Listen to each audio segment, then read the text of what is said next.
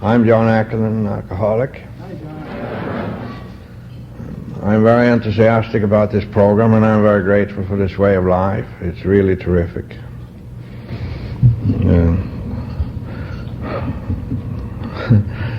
I always admire guys like Raymond that have this born-in wit.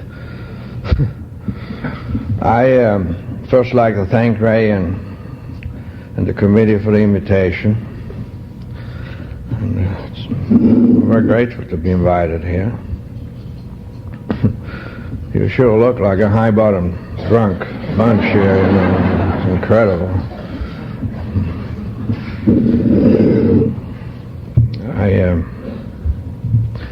It always takes me a little while to get into this thing, so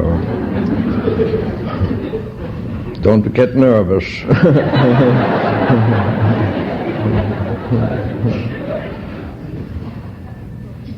I think there's only one gentleman I met here before, and Ray's lovely wife.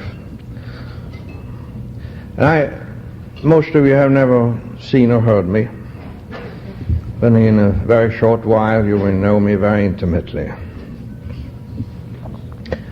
And that's really what's so beautiful about this program of ours, you know.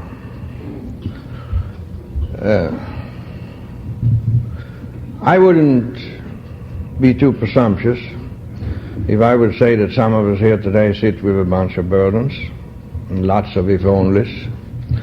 But be that as it may, we who are here in these rooms are still the lucky ones. Because we have a chance.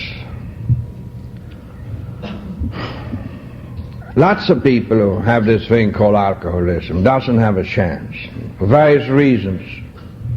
My father didn't have much of a chance. He had problems with his liver in 1927, and nobody knew anything about his illness then. He was a giant of a man. He radiated vitality. Women adored him and men envied him. But he died 3 years later, and he only weighed 130 pounds when he died, and he didn't have much of a chance. My older brother doesn't have much of a chance for another reason. He has something called pride. Seems to be a commodity that we can't afford a luxury of in this outfit. 15, 16 years ago, he lived in a big estate outside Stockholm, and he was married to a beautiful girl. In fact, he married my girlfriend.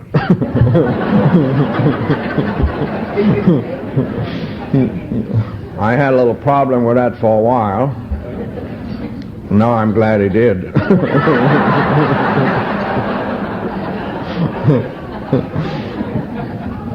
He drank like I drank, and he blew it all. And the last 13, 14 years he has lived in a building in Stockholm with 7 other drunks. Drinks a fifth of whiskey every night and lives in the past. And nobody is on his case there. He doesn't have any pushy Al-Anon after him. And if it wasn't for mine, I wouldn't be alive. He can sit there and he speaks 6 languages fluently. And he can sit down and tell these other guys that once he carried a Swedish flag in the Olympics on 5 occasions, and he doesn't have much of a chance. My younger brother doesn't have much of a chance for another reason. He doesn't want to do anything about his problem. He's 7 years younger than I am, and I really love him.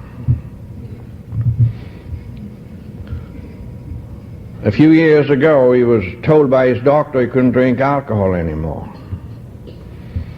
He said, Carl, there's something very wrong with your liver. You can't drink that booze anymore. He told him that for 90 days. But he doesn't drink like I drank, and that's all he's looking at.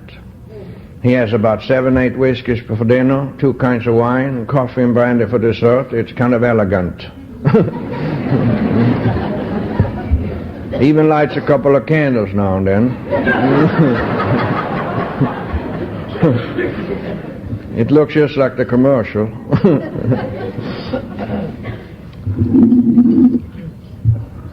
3 years ago, I tried to 12-step him one time. I said to him, Carl, maybe that church can fix you so you don't have to drink. But if it doesn't work out, maybe you can go to a few meetings with me and see what it's all about. Then she spoke up. And she said, Jan, you're an alcoholic and you know a lot about alcoholism, but you don't know a hell of a lot about anything else. And then I said to her, said, you know, I only drank for 10 years, so I don't know too much about alcoholism. But I have lived out there in that world sober for more than 17 years. Exciting, beautiful, joyous way of life. So I know a lot about good living, and besides that, it ain't my fucking liver that's shot.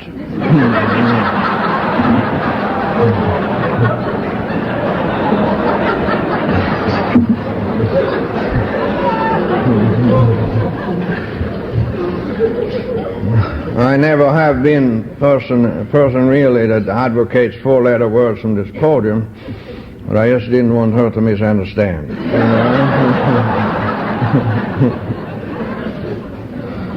If I upset any spiritual giants here this morning, I'd be more than happy to apologize, but I just couldn't find a better word for it.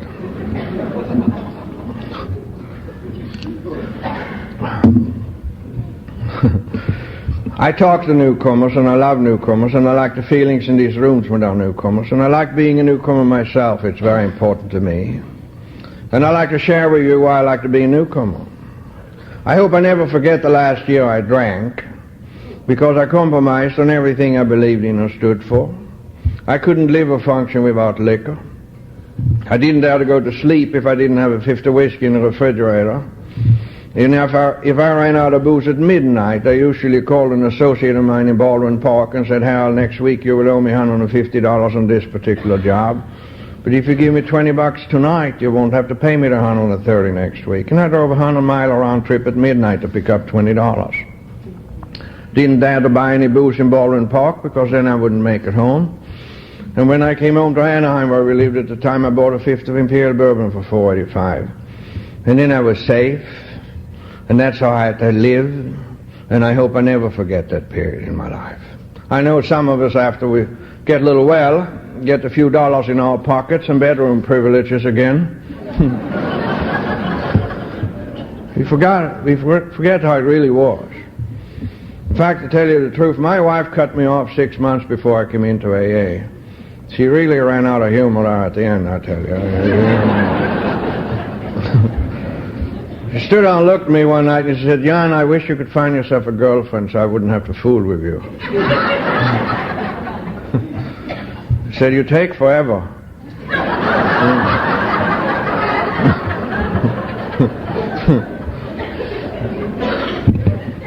Now after sobriety, if you take forever, it's very commendable.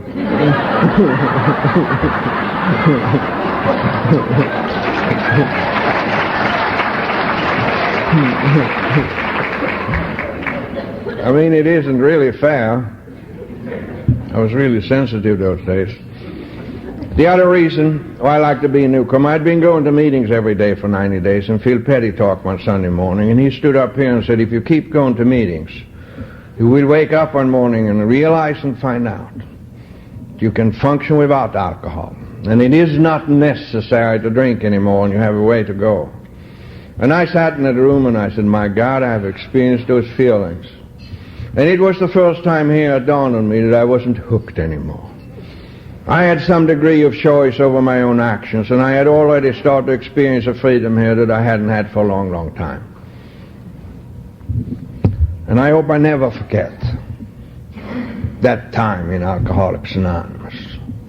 The knowledge, the newness, and the excitement of that I wasn't hooked and that I was free. And I hope I never forget that period in my life. You are new if you just feel or think that you have a drinking problem. Half the battle is won, because then you know why you were here. But most of us, when we come in here, including myself, I didn't feel that way when I came in here, because there were so many other anxieties that so far overshadowed my relationship to liquor. I felt if only these things would be straightened out, I wouldn't have to drink as much or do be the way I was. And that's how I think it is for most of us in the beginning, because we so slowly and so gradually grow into our relationship to liquor. It's very hard for us to see where we are in relationship to liquor and admit it. because for a long time it worked. It did everything I wanted it to do. It picked me up and slowed me down and whatever. And when they started talking to me about that I had to give up my booze, I thought they were absolutely crazy. Didn't understand at all. And that's how I think it is for most of us in the beginning. And I don't really give a damn how bad it gets in the morning, because we get used to that. That's the price we got to pay, no big deal. And to give you an example of how hard it is for us to see where we are in relationship to liquor, I talked in the step house in Costa Mesa some years ago now. There was a guy on the front row. He had the shakes. He was wetting on the floor, and he was in a hell of a sad shape.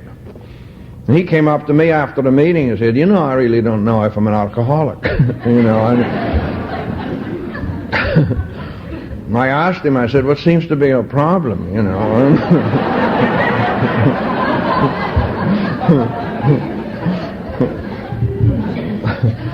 And he said, I got an ulcer. And he asked me, what is an alcoholic anyhow? And I said, I really don't know myself. But have you ever repeated the same performance again and again and again when it comes to liquor? And he said, I don't know what you mean. So I thought about my own case. And I said, has your wife ever complained about your drink? And he said, no, I ain't married. She divorced me 2 years ago,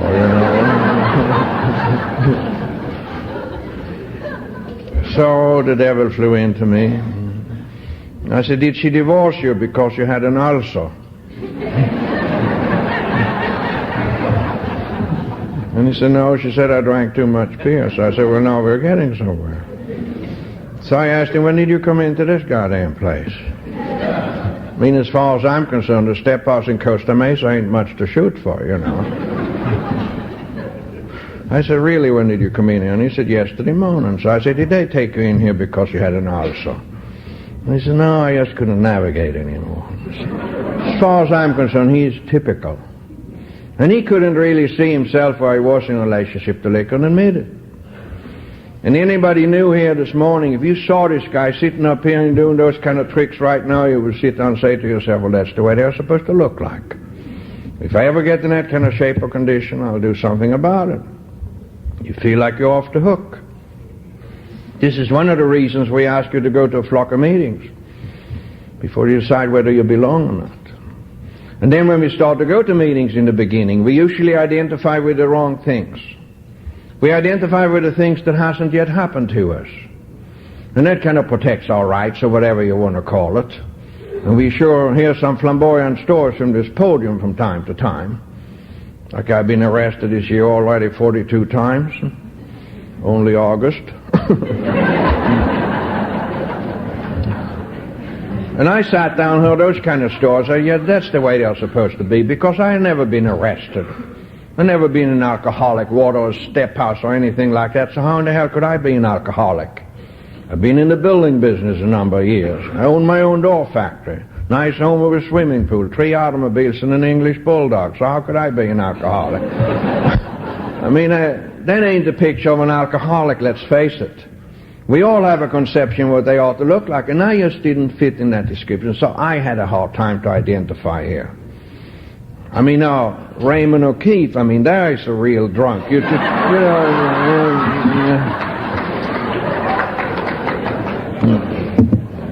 No question. I sat back down and heard that we alcoholics have a peculiar attitude. This guy was up talking and said, yeah, I live back Middle West somewhere, and I decided one Sunday morning I had to go to California and start over again. I wanted to look good when I came out. I wanted to have a brand new car.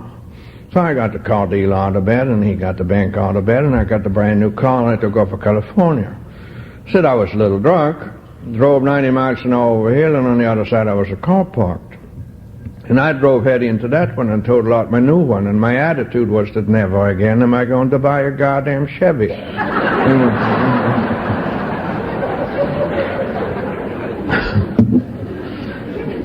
I wasn't like that. I heard that we alcoholics rebel against society or authority. I never really did. I was for king and country when I lived in Sweden. I supported President of the United States after I came over here to the bitter end. When I heard a sales pitch, I improved, and I was always for things. I was very positive. I always tried to be part of things. I really always tried to be good. When I sat back here in the beginning, my problems was just different than yours. When I look back over my life, it just seemed to me like I'd failed regularly, long before I started to drink, even when I gave it my best shot. I could be very good for a couple of months, and then the bottom fell out, and I couldn't understand why I was such a screw-up. And that's what I sat and chewed on here in the beginning. Quite some time later, I heard a tape one time when Alcoholics Anonymous had had a 20th anniversary in Santa Monica, and our co-founder Bill W. was there. And somebody said to him, you know, Bill, this program of Alcoholics Anonymous is really the most fabulous success story that has ever been put together. He said, not really. It's not a success story. It is just a lot of failures that has been put into usefulness. And that day I was very grateful I was a member here and I had stayed around. So you all knew, just come to meetings for a while. Because it takes a bit for all of us before it falls in place, I assure you. I didn't have problems with the liquor at the same place as most of the people I heard from this podium in the beginning. I had a lot of problems with my booze at PTA meetings and Girl Scouts and places like that. There seems to be why I had a lot of problems with my liquor in the beginning. Things like that was going on. I always came home in the afternoon and said, hey, let's go, you know. And my kids usually said, but please, Dad, don't come today. I said, why? I said, I just love to be with you guys. And they said, you're also terribly drunk. I said, I'm not really that drunk. I'm just pleasantly gassed. And I always felt I handled it well. In fact, bartenders all over Orange County told me how well I could drink. They used to say to me, Mr. Ackerlin, you really know how to drink. I said, isn't it absolutely wonderful? And I said, you're something else. You were in there last night for an hour and a half. You drank 22 drinks. You never raise your voice. You never get out of line. You're a perfect gentleman, and you leave graciously, and you're back here again in the morning at 9 o'clock and start all over again. And I said, isn't it absolutely wonderful, you know? And I felt good that morning, you know. And I really did. I felt I had a handle on it. And everybody in that damn bar turned around and looked at me, you know. I really felt like John Wayne, you know. And it was like that for me for 2 years. I give you the highlight of my drinking career. 1954, I was employed by this door factory in Alhambra. That's where I learned how to drink every day. My boss was alcoholic. I didn't know it.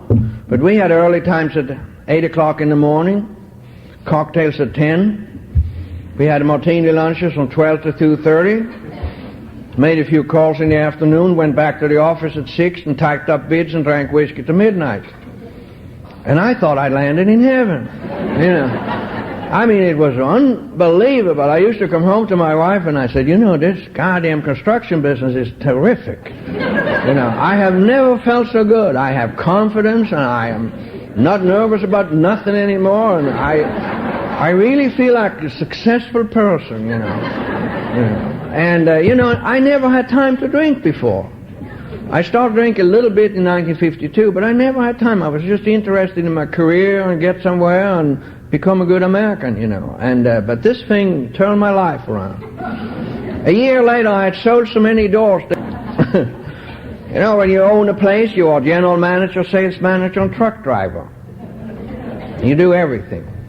And I had got a contract down in San Diego with American Housing Guild to supply door openings for 700 homes in 90 days. It was 7,000 door openings. You know, I lived down in Corona del Mar at the time. It was a little town down at the coast. I used to, this period of my life, I worked 7 days a week, 16, 18 hours a day, and I drank a fifth to 3/5 of liquor a day, you know. For a period it was 3/5, but it was always a fifth or more every day.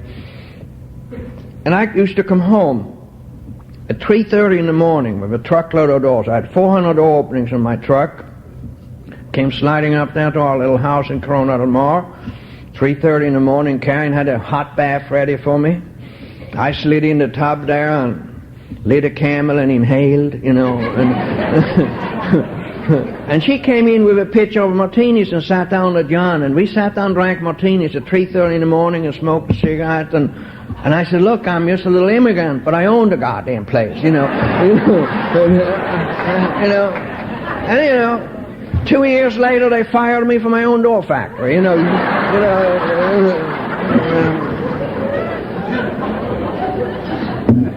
It went real quick. I have 3 beautiful girls and a son. Took them to church on Sundays. That's the right environment to bring them up and give them a good start in life. We did everything right to be Americans.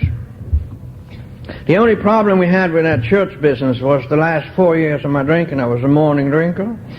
And Karen usually inspected me down Sunday mornings, and many times she took one look at me and said, "Not today." And it hurt my feelings when she took off down the street with the kids in the car, and I had to stand on the corner at home. So sometimes I ran down the block after her, screaming and hollering. And my neighbors were outside talking about the lawn problem, and here I came running by,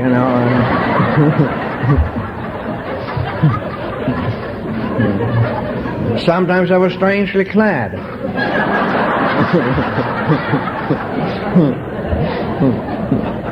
I mean, if you ever saw a guy in a Swedish flannel pajamas coming down the street, you knew something must be wrong.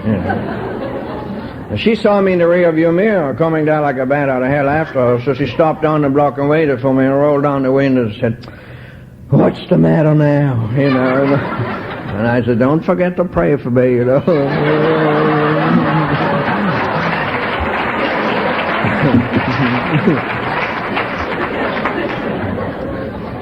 And when I got there, I didn't feel like I belonged, but I tried. Oh, God, I tried. I sat down, looked sincere, and hummed a lot,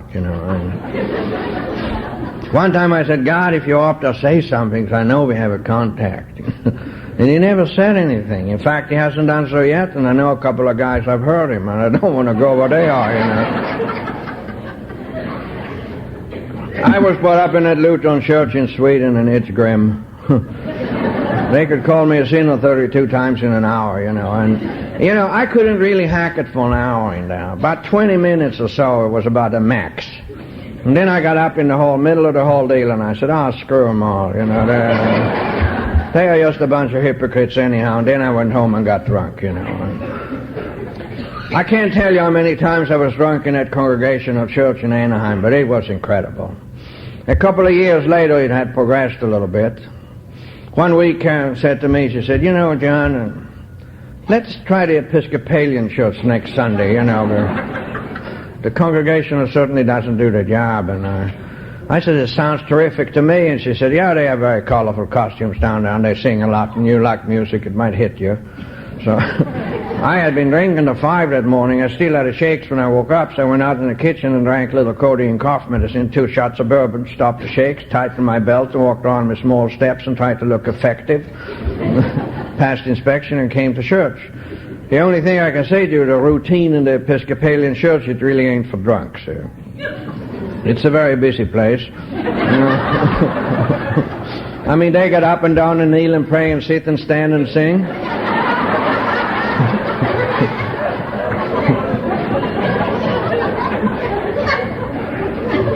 I was up and down 3-4 times, then my timing got off.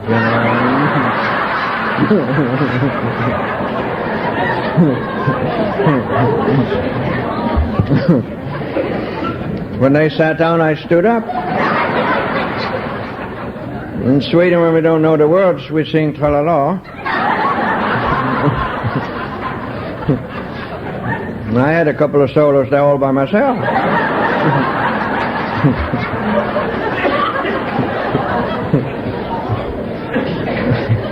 In fact, the second time I came up there and gave the tra-la-la, you could hear a guy 5 rows behind me. He said, "Sit down, you son of a bitch."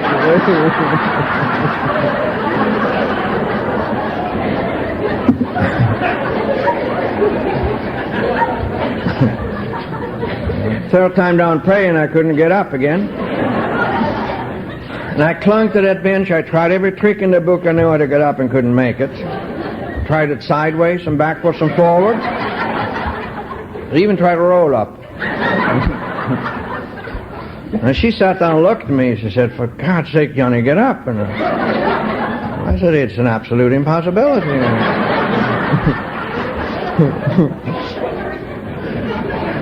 So they got up and down, and I sat down and sang by myself, and Next time I looked behind me, they were all down praying, and here's this guy in the row behind me, and he's laying down on his knees with his chin in his hand and mumbled, and he looked real serious. Looked right at me.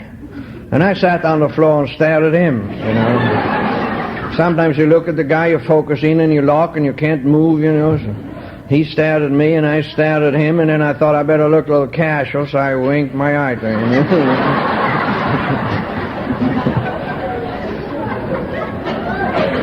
Kind of stopped him for a minute. So needless to say, we didn't go back to the Episcopalian. I don't think alcoholics like me have any problem with booze until we try to stop drinking. And when I tried to stop drinking, I got into a lot of trouble with it. One week, Karen stood down and looked at me. She said, "John, you drink too much." I said, "What are you talking about?" She said, "John, you drink way too much." I said, "Oh, well then I'll quit." And then I couldn't quit. And a couple of days in the wagon, I got the shakes. And then a couple of shots of booze stopped the shakes so I could function and see my customers. And then I had to con myself into I had to have a couple of drinks all the time. And then I started to lie about it, and then I started to hide it, and then on it got worse. 2 years after the shake business began, I got into weirder things happened to me when I stopped drinking. One morning at 4 o'clock, I sat up in my bed and looked in front of me, and this big white snake came out of the wall. I never saw anything like it in my life. It was an unbelievable sight. He was 23 feet long. He was this big in diameter on his biggest place, and 3 black eyes, you know. And he came slowly across the room and stopped right in front of my face and started to hiss at me, you know, dangling with his tongue and all that, right in front of my nose. I sat down and looked at this thing. I was absolutely paralyzed from fright. I could even smell him. It was kind of a Peralta, mortuary, sweet smell to the whole deal. It was just incredible. I screamed so loud from fright that my brain exploded from my own sound, and then I fell backwards unconscious. That's how I experienced it. Karen told me in the morning, she said, "Something very strange happened this morning around 4 o'clock. She said, "You sat straight up in bed and looked in front of me for a while, and then you said, ee."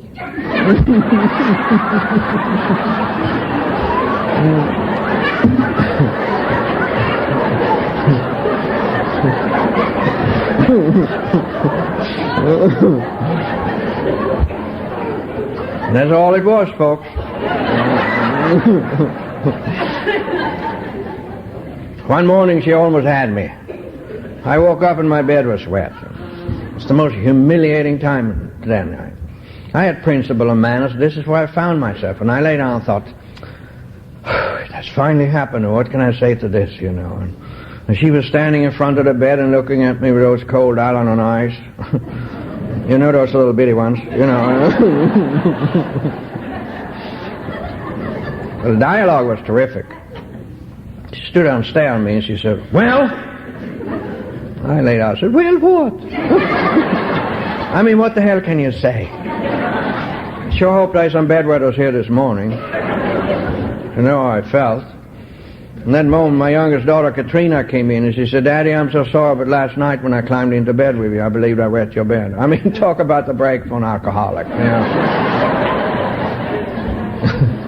I just smiled at her. I said, "Oh, my little darling, that's a little squirt. None of them won't hurt anybody." I said, "And you thought I was an alcoholic, you know."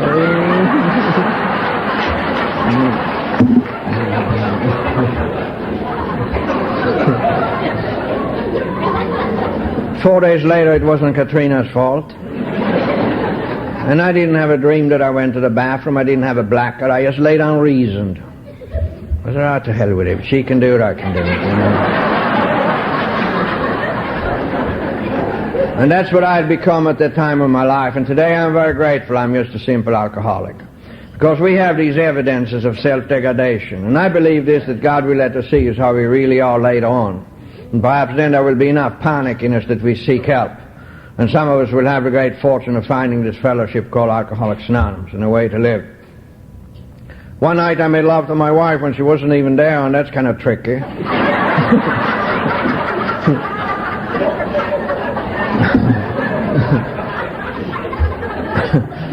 She was laying 2 feet away from me there, and she said, "What are you doing over there?"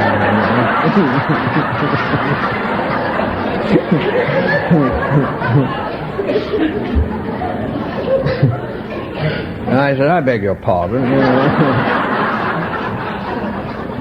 I mean, I always had a lot of class. So when she realized what was going on, she started to laugh at me. I started to cry because I felt it was humiliating to laugh at the guy who was doing his best. In the morning, I had been out in the kitchen and had my codeine cough medicine and my bourbon. She met me in the hallway and she said, well, good morning, lover boy.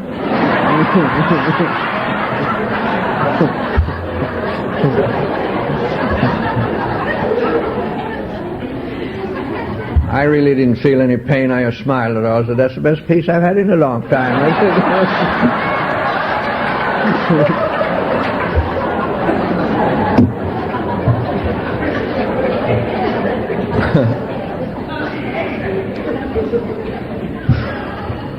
I I love laughter in Alcoholics Anonymous. It's a spiritual thing here when we can laugh at ourselves. You know, it really is part of the healing. There hasn't been anything that we have laughed about this morning that wasn't the deepest tragedy when it happened. And this thing that we can burst out and laugh at ourselves, it gives us a chance to forgive ourselves and change. It's a fabulous thing. We could sit on a Sunday afternoon and I played my favorite music. Stan Getz or Dave Brubeck or La Boheme or Coleman Hawkins played I Can't Get Started. Some of you young ones don't know what the hell I'm talking about. Pink Floyd, huh? I love good music.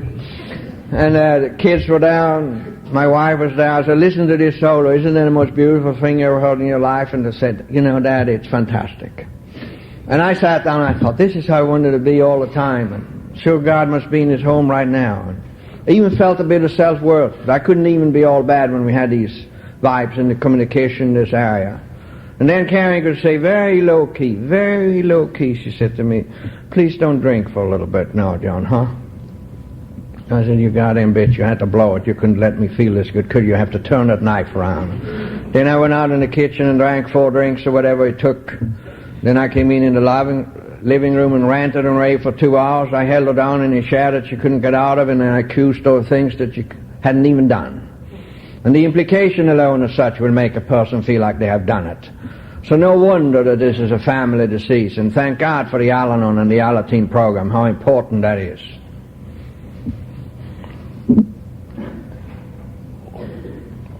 One time I was on the wagon for 3 weeks. I had one of those ultimatums. You know, I hadn't had a vacation for 5 years. I didn't have to leave town because I was safe there. Took my checks that weren't always good. But I had a charge account at Al's Party Pantry, so I always got what I needed as far as liquor was concerned. And that morning we should go to Palm Springs in the desert for a week, and I just panicked. I couldn't handle it that morning we should leave, and I drank a fifth of whiskey before we left. I drove 80, 90 miles an hour to Palm Springs. 4 kids were crying, she was scared, and I had to get there while it lasted. And she was convinced that was my way of telling her that I didn't love her anymore, wanted out of it and didn't know how to say it. The second day there, she just locked herself in the bathroom and said, Johnny, I just can't live like this any longer. And she said, I'm going to commit suicide. And she drank 100 aspirins down and locked herself in there. I laid on that bed and prayed to God, hoping she was going to die so she didn't have to be with me anymore. Because I knew there was no way out of this for me. And that's how it was, and that's how it is, and that's how it usually ends. By the grace of God, she got sick, so she didn't die, but it was that close. 2 years after this incident, I came into Alcoholics Anonymous. Now you can draw your own conclusions how those 2 years were my guilt connected with this thing.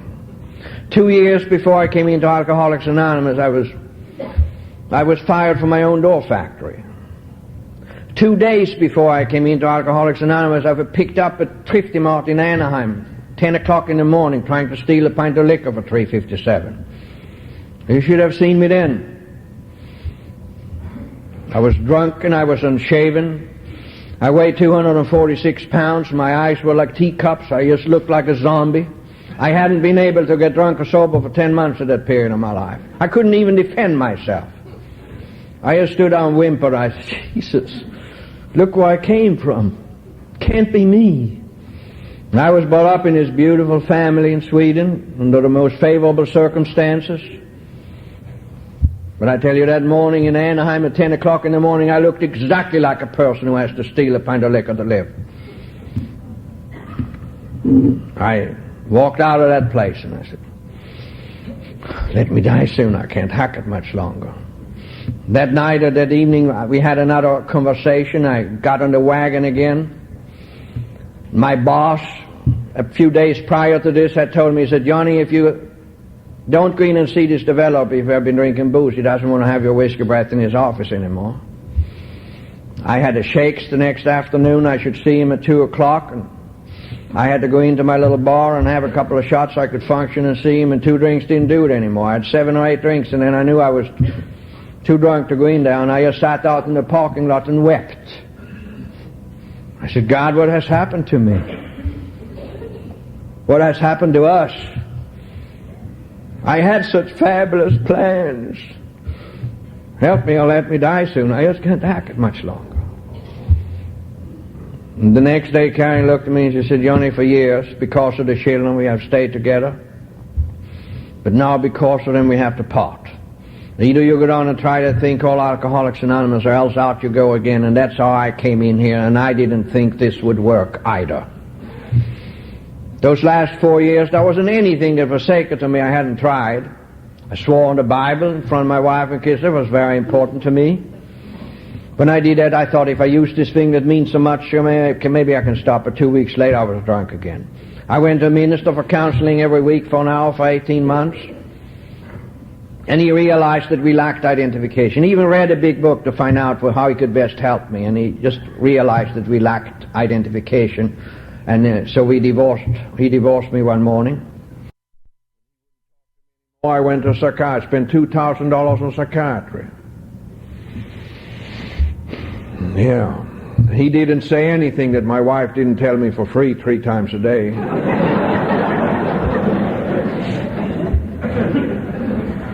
He stood down and looked at me one day and he said, yeah, you need a crutch, or you can't stand on your own 2 feet, is that right? Or do you realize that you're driving your wife insane and she's such a borderline right now that if you push her a little further she would be institutionalized for the rest of her life, and it's your fault? So what do you do then? Do what I did. I went in a wagon.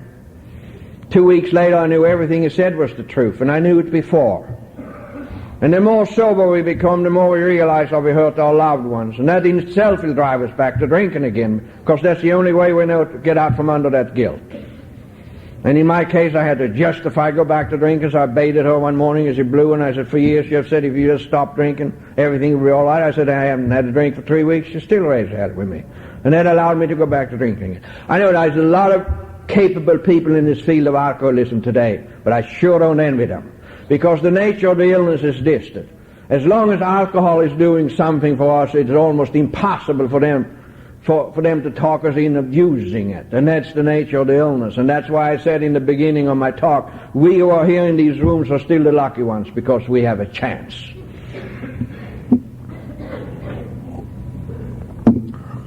The next day, when I came into that little Lorna club in Anaheim, they said, do you have a drinking problem? I said, hell no, I get along as famously with it. Can you do something for my wife? She's crazy. And that's the arrogance we have to have, because we don't know it's going to work in here. But the next day it happened to me. My friend and sponsor Charlie Vick got hold of me and he said, come home to me and let us sit and talk for a while. And we sat in this patio and he told me his story. And that's what I think is important in Alcoholics Anonymous. One drunk talking to another, and the identification between the two. When he was through with his story, I realized that he was worse than I was, and he depended more than I did on it, and he was sober. I said, you were that bad and you can stay off that sauce? And he said, yes. And I knew he was telling the truth. When I tried one more thing, I said, Charlie, you don't understand. Every time I stop drinking, I get the shakes and weird things happens to me. And he said, you will only shake for 4 or 5 days, and then you never have to shake again as long as you live. And I didn't know that. And I sat down and I thought, Jesus, what information this guy is coming up with here, you know. And then he told me about the disease of alcoholism. He called it an analogy of the body coupled with the obsession of the mind. And he said, the first drink is a mental one to make you comfortable. Then the body takes over and craves more booze, and you cannot control your drinking pattern or your behavior pattern. So things started to fall in place for me a little bit. That evening I went to a meeting, and we always read a portion of chapter 5 out there. And when they read it, I just said, please God help me today to stay sober. And it wasn't a big deal. You know, I always thought the spiritual experience would be something like, kaboom, yes, John, what can I do for you, you know?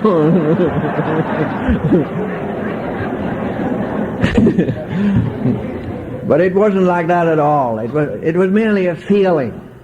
And my thoughts were these, that perhaps after all this dies away for me too.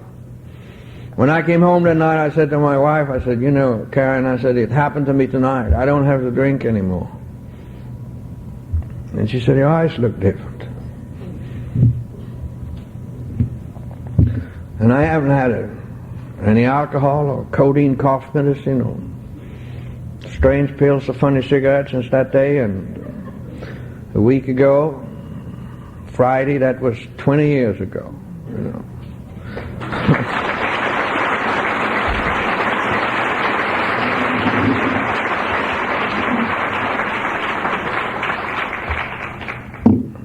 I'm so grateful.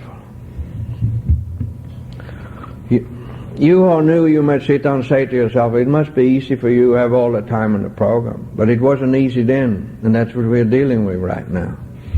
I was not a great success when I came in here. I had a lot of anxieties about my children because I wanted to be a good father. I knew I wasn't most of the time. I was $36,000 in the hole. It was all small bills, all due. And carrying suicide attempt just about drove me crazy. It's very hard to live with when you realize that you're broken and not a human being spirit. But I didn't drink and I went to meetings, and that's all I had going for me for a while. But I tell you, I never had so much fear in my life as I had the first couple of months of my sobriety. I was absolutely petrified. I couldn't handle nothing. When the phone rang at home, I just pointed at it.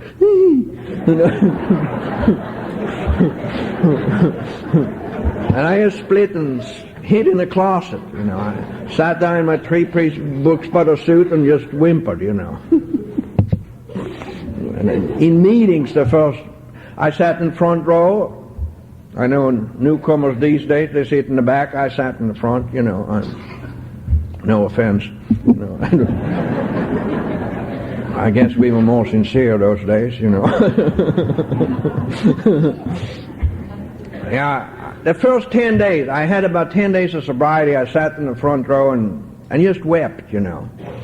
And then I blurted out, you guys don't understand, but I feel so goddamn guilty, you know. And that was an old timer there, like O'Keefe. He said, the reason you feel so guilty is because you're guilty, you know.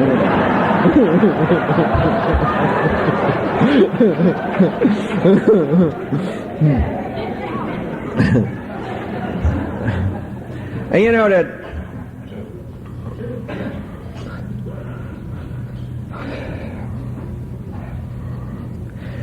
I came to the conclusion, you know, as long as we pin it on somebody else, you know, or something else, nothing can happen.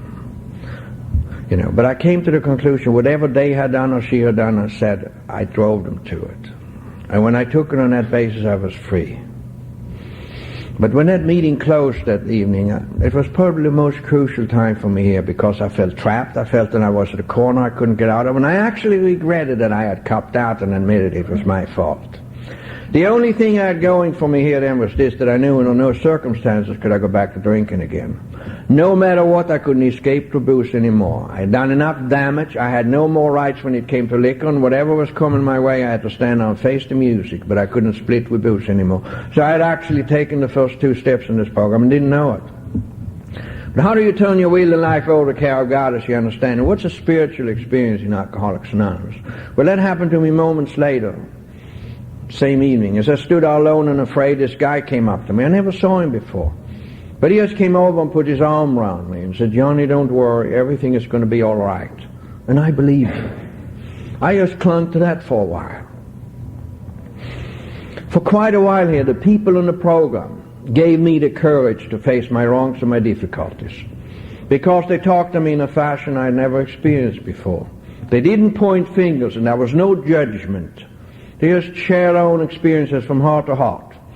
And this love and this care that goes on in these rooms is really the most healing commodity that we can offer being offered. It suits us back to good health, and it gives us a God of our very own that we can trust in any condition. And it's here for everybody.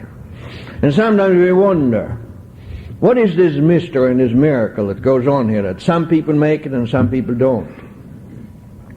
This gift by God, this grace they talk about. You can see it when people walk in the rooms. There is something in their eyes, and this lady or this gentleman come in. And you know, we think, what is it? What is it we have to make this thing? And I tell you something. I have looked this thing over for 20 years now. The only spot we have to be in to make this program, if we are in this kind of a deal when we come in, where we say, please God help me. And if the God business makes you nervous like it did me, if we are just in a spot where we say, please help me, that's all that's necessary to make this program called Alcoholics Anonymous. But if there's going to be any degree of arrogance in us where we're going to say, I'm going to prove to them I can do it on my own, you know, it seems like we have to get hurt some further. And why is it so necessary that we should do this alone when we do it so well together?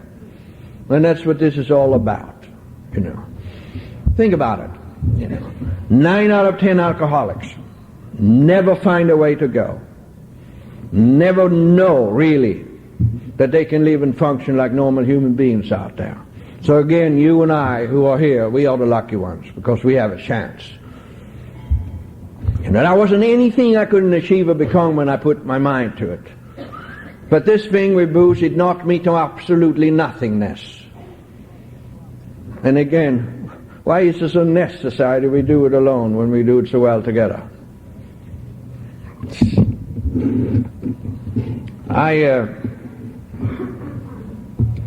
My wife wasn't that impressed with my sobriety in the beginning. One evening she stood down and looked at me. She said, before you had a booze as a crutch, now you have those goddamn meetings. She said, are you that kind of a weakling that you can't stand on your own 2 feet? And I said, yes, I am that kind of a weakling. And she said, where are you going? I said, I'm going to a meeting because I don't want to get drunk anymore. And it was the time when she realized that this time I was not on a wagon. Something had happened to me. And then she joined the program of Al-Anon, and has been a fabulous lover for ever since. See, we are strong when we can admit weakness. That's our strength and survival here, you know. We don't have to prove nothing anymore. That's why we have the ABCs in the chapter 5, that God could and would if he was sought. Because this is bigger than all of us.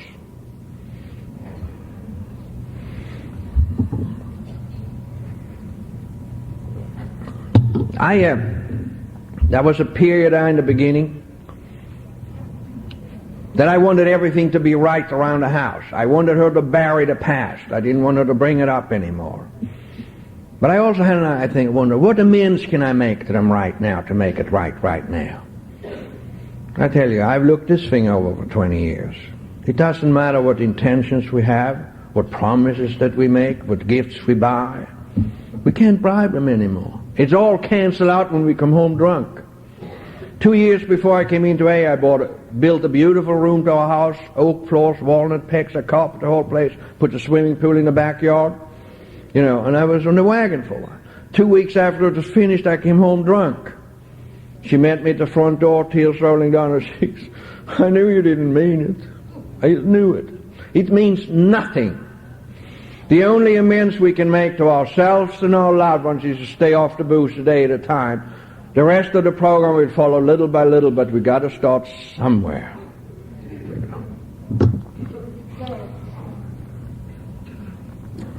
You know, I had a little problem with my inventory, that step. I just didn't want to take that 4th step in the inventory. But I took it because my sponsor told me I had to. And then they said, if you don't take it, you'll get drunk again, you know. And I kind of did it in spite of them, you know. I said, I'm going to prove to them bastard it won't mean a damn bit of difference, you know. So I took my inventory and I gave it away, and then something happened to me, you know. A lot of things happened to me when I had given away my inventory. And the next 7 steps I've taken very willingly because I don't want to miss out on anything. If there's anybody here sitting wondering about that you should take your inventory, I have a little help for you. They have a long form and a short form. First, write down the 4 things you have decided not to tell anybody, even under severe torture.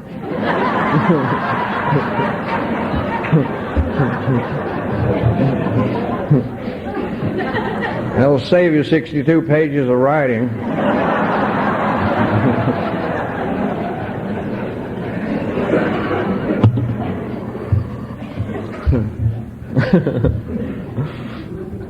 True. It's, you know, that we get the different attitude after we have given away our inventory. But it's just like we have to believe that we have been forgiven. And then we don't have to be so self-righteous and pinpointing everybody else how wrong they are at times when we are right, and have that period in our sobriety that's just in the pain in the ass for the family, you know.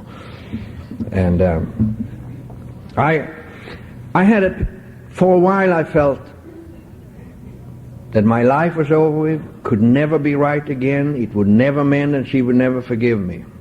And I guarantee you that these 20 years I've been here have been the best years of my life. And I know without a shadow of a doubt whatever is in front of me will be the best years of my life. As long as I practice the principle of this program and live a day at a time, it's terrific. I really envy newcomers, what you're going to discover providing you go to meetings. I plain envy you what you're going to find out about yourself if you just be so simple that you go to meetings. And you don't believe me now, and I didn't believe it then, but it was the greatest opportunity I ever had in my life, and I was beaten down to nothing, so don't fret it, we have all been there. And talk about resentment a little bit, and then I'm going to try to ooze my way out of it. Can't drive you. You talk too long, it drives the old timers crazy, you know.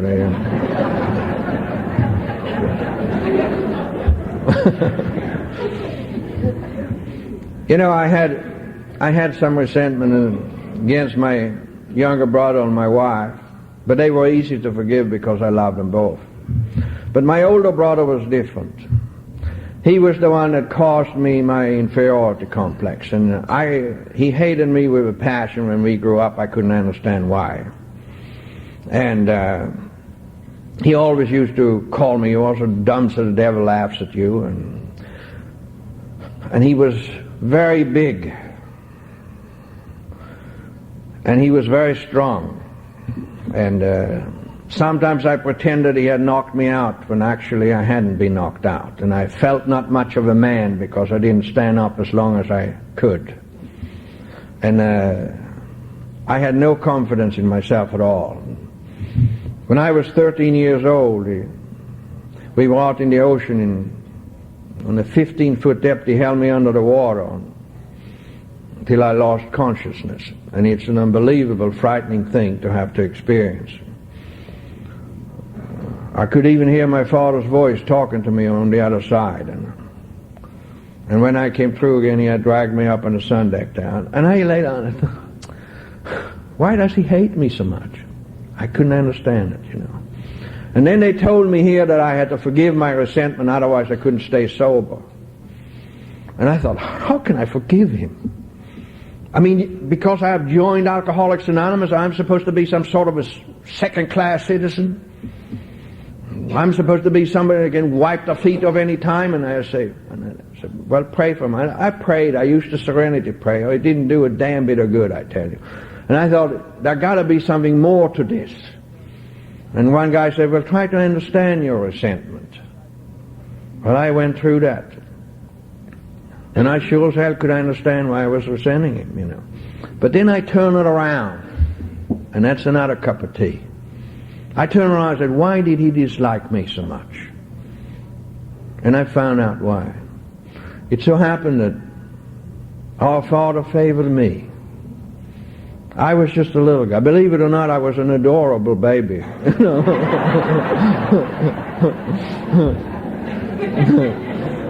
You know, my brother was big and obese, and he was an introvert, and it was just like I thought we were real film. My father held me and played with me in his lap, you know, and he was standing on the side watching the show, just staring at it. And I started to realize that he needed love much more than I did, because I have always been a very outgoing person, you know. And then more things came to me. All his life he lived to get the approval from our father. Couldn't get it, because our father died when he was 9 and I was 8, you know. And when I went through the whole thing, I realized that I really owed him amends, because I had been in the way. And I sat down and I wondered, how can I make amends to him? There should be some way where I can really make amends to him. And, you know, I hadn't heard from him for 15 years. The next day, now I'm sitting and working on my resentments and wonder, how can I formulate something to let him know and convey this thing, that I make amends to him. Next day I had a long letter from him, and he was telling everything that he had done and achieved for the very same reason, to get the approval from our father that he couldn't get. And, you know, he was a very obese baby. He went in high school 7 days a week in gymnastics. He became one of the finest athletes in my country. He carried the Swedish flag in the Olympics on 5 occasions.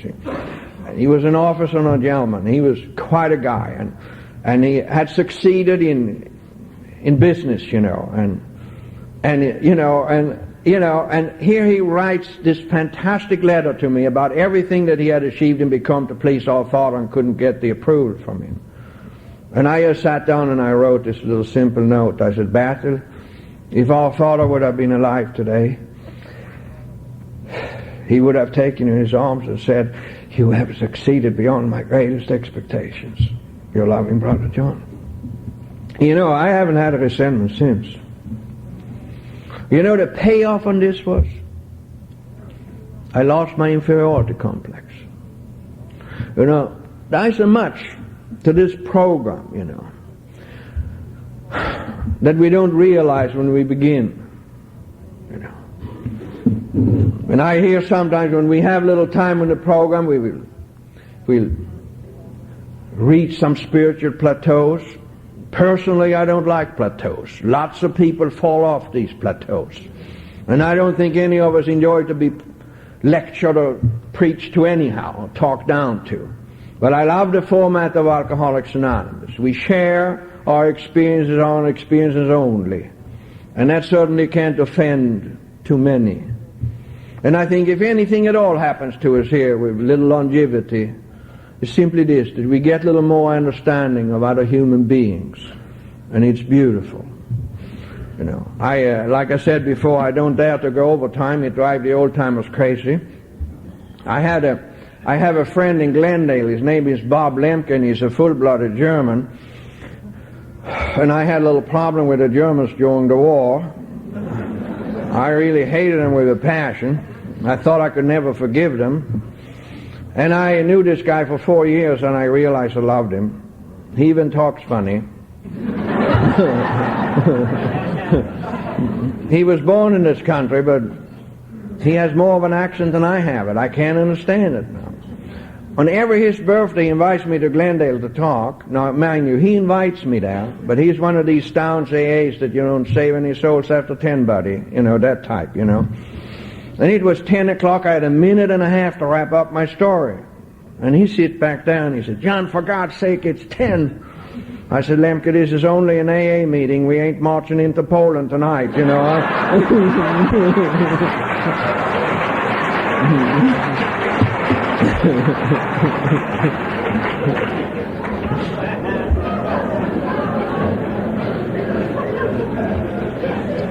Long ago now, my wife said to me, John, it wasn't always your fault. Long ago now, she said, you know, this life we live today is really as the most fabulous adventure. And it was so tragic and so sad and so hopeless when I came in here, and it has to completely turn around. There's even a degree of innocence between us today, and that's almost impossible to conceive that something like that could happen to us. But it has. And that has really come to pass because she is just as busy in Al-Anon as I'm in AA. And we have seen so many people over the years who have turned around and started to be good to one another. So it hasn't all been in vain. It has come to some use and some purpose. And our lives are full of meanings and depths today that I'm just so very grateful that I've been allowed to be part of this. I haven't had to give my kids any ultimatums that involves rejections. I have always left the door open. Encouragement is better than criticism. A lovely lady in Laguna named Teresa Green taught me when I came in. She was a beautiful Al-Anon. And my son is the youngest one. He had problem with pot and drugs. The 1st of May this year he had 3 years without it. And he's a beautiful guy. My little daughter, my little Katrina, she has been in Al-Anon for 4 years, and she is just a joy. And we are so fortunate. It was a big day for me when I was right and didn't have to tell it. It was even a bigger day for me when I could give everybody else the right to be wrong, when I didn't have to interfere in God's timetable anymore.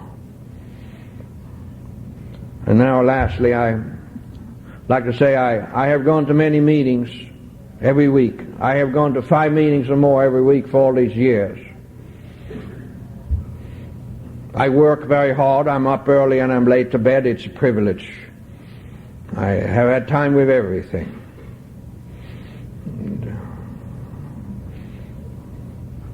Every night or every evening before I go to my meetings, before dinner, I go down to the beach in Laguna where I live and swim for half an hour.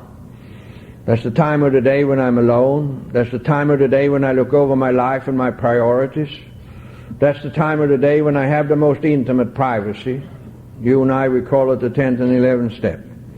And I cannot but recognize the miracle of this program of ours, that we can live without alcohol. That is really the miracle of the program of Alcoholics Anonymous. And then, when we put down no conditions on our sobriety, and when we have no reservations about the 12 steps and the 12 traditions, this way of life that's laid out for us in the big book and this program we have, what happens to us when we practice these principles in all of our affairs is simply this: that we men and women can live out there in that world where the conflicts are, where we used to get in trouble, and we will fit in out there and we will be part of that world. We can really be like God's kids, like we were intended to be in the first place. Think about that. Any other therapy pertaining to this series of illness of ours, people are confined behind doors and walls and locks and bars. It's not in jail we have a problem with booze. It's not in institution and care units, because we cannot remain in there forever. Eventually we have to go out in the mainstream of life and living, and that's what this program is all about. And when we start to live and lead lives where we don't have to justify our own actions, we can really take these strong feelings and emotions we have within ourselves and turn them all into positive. And I know for a fact there's a lot more good things out there than there are bad things. And if that ain't the payoff, I don't know what is. If I have said nothing today that you can identify with, just go to another meeting tonight. But if you will believe this and take this with you, and you leave this beautiful place this morning, and if you're a little bit like I was when I first came in, I woke up with 2 things every morning.